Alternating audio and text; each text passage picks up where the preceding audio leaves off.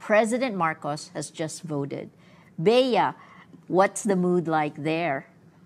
Hi, Maria. We're actually on the way to Lawag, Ilocos Norte. So from the 2nd district, we're moving up to the 1st district of Ilocos Norte. So the president, it was a swift voting process for him. Pagdating niya dun sa Mariano Marcos Memorial Elementary School, halos walang pila.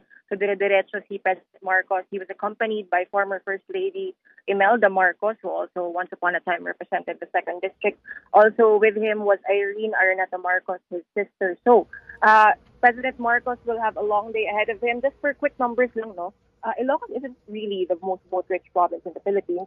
Ilocos has over 436,000 voters. Batac is home to 40,000 voters. Lawag is home to 82,000 voters. But Maria, if the name of the elementary school is any indication, grabe yung vastness ng reach at ng hold ng Marcos clan dito sa Ilocos Norte. So the president will still be monitoring closely, however, close races both at the local and national level. So, on the provincial level, his aunt, Cecilia Araneta Marcos, the incumbent vice governor, is running for governor, and his nephew, Matthew Manotoc, the son of Senator Amy Marcos, is running for vice governor. So, bali nag-switch lang sila ng positions in the 2025 elections. But it's in Lawag where it's going to get extra interesting here in Ilocos and for the president as well, because although Marcos is running for re-election of mayor of Lawag, that's not who he's supporting, Maria. He's instead supporting Brian Alcid. He's a councilor of Lawag City. He's also a major contractor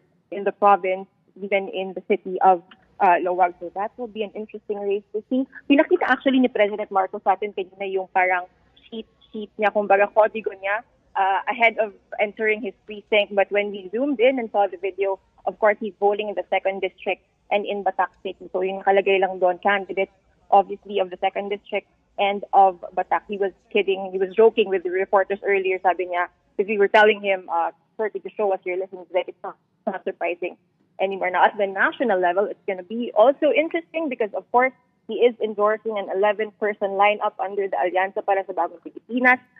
Surveys indicate that most Alianza bets will make it, will get Senate seats in the May 2025 elections, depending on the survey that you look at, between 8 to 9 seats. But I guess if I were the president, I would be monitoring who's going to top the Senate race. Why is that so? Because AXIS Representative Erwin Tulfo is a candidate under Alianza. He was the early survey frontrunner, but during the course of the national campaign, re-electionist Senator Bongo actually has been gaining substantial preference.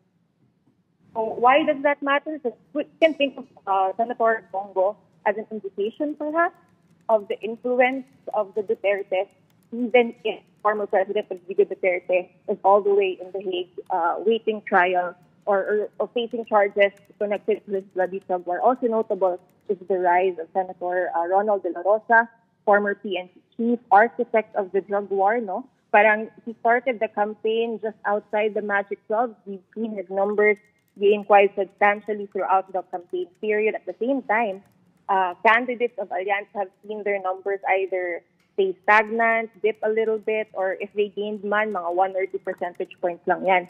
And second, of course, is if Senator Amy Marcos will make it, will gain another, will win in the 2025 elections and get a fresh mandate in the Senate. Why is that so? Well, Senator Amy Marcos was originally part of Alianza at the beginning of the campaign period, and then she pulled out in protest of the arrest of former President Rodrigo Duterte, and then she turned strongly, kumbaga opposition na siya to her brother, right? She came out attacking the Marcos administration through her campaign ad. She even got the endorsement of Vice President Sara Duterte and joined her in sorties in the Philippines, no? And then her last campaign ad, she's been accusing the Marcos administration. Well, she's been claiming that it's not Marcos who's in control, but rather the people surrounding the president, including the House Speaker, her cousin. So that's an interesting thing that we'll see happen in the 2025 elections. Now, going back to the local elections here in Ilocos Norte, there have been reports of rampant vote buying, especially in Lawag City. My colleague Lian Buwan did extensive reporting on this. We even have videos showing people lining up outside of compounds and houses bearing the banners of Team Marcos, no?